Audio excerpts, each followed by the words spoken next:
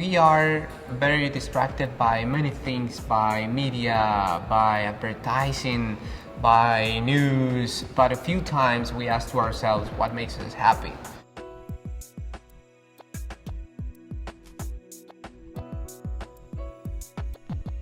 Hi, I'm Mario Chamorro and I'm the founder of the Happy Post Project.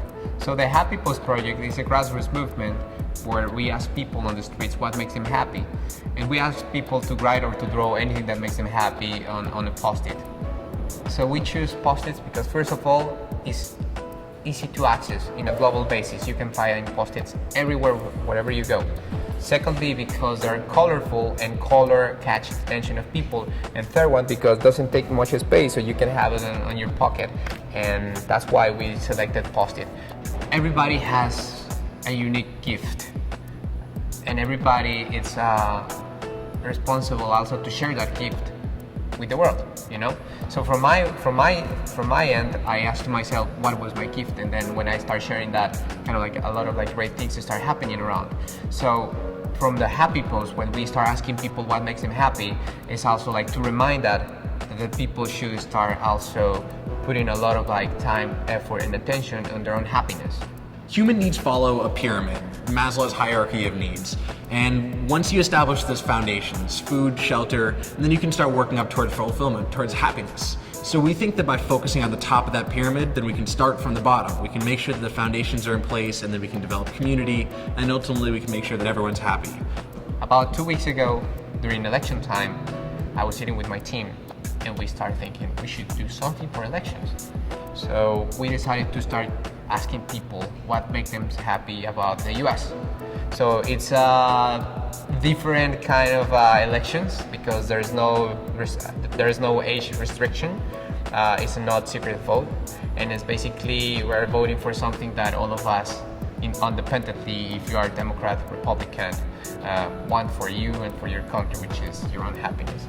Today we'll be heading out to a few sites in Manhattan, Times Square, Union Square, and down on Wall Street with our portable voting booth to ask people what makes you happy about America.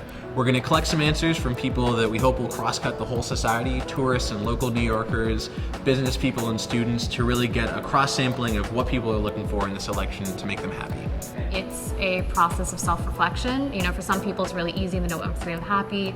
Bam, you know, it's my family.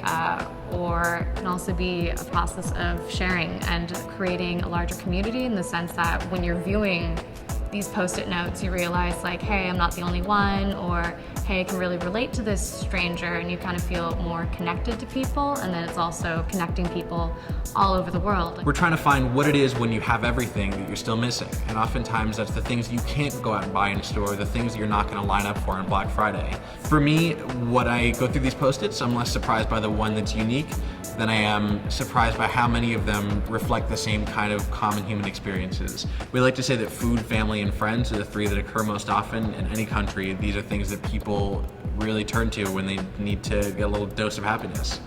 I have never realized that by doing a little experiment, it could change my life. Saying that 30,000 people, 30,000 words, 30,000 thoughts about happiness and about, you know, like people's really connection with their emotional level is very touching.